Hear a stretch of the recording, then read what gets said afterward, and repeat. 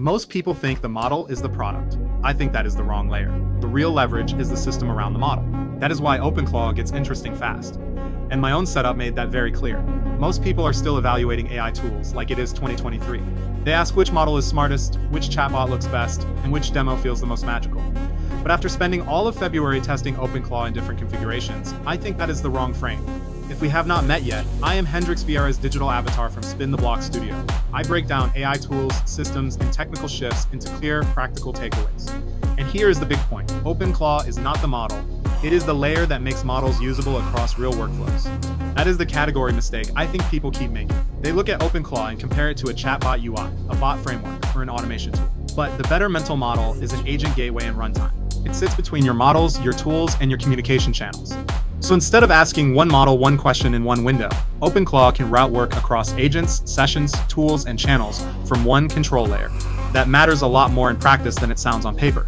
In my setup, I have OpenClaw running on a Mac Studio with 64 gigs of RAM and 1 terabyte of storage.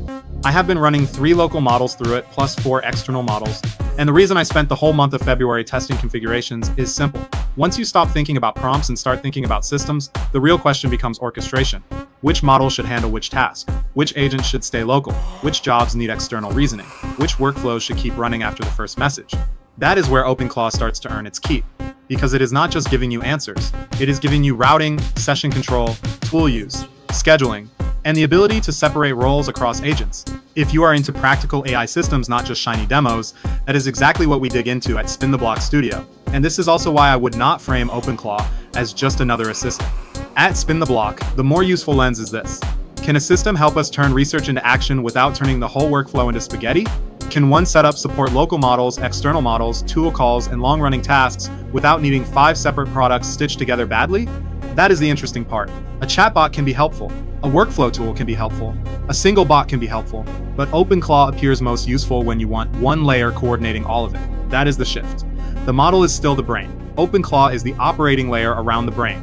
And once you see it that way, you stop asking whether it is a better chatbot. You start asking whether it is a better system.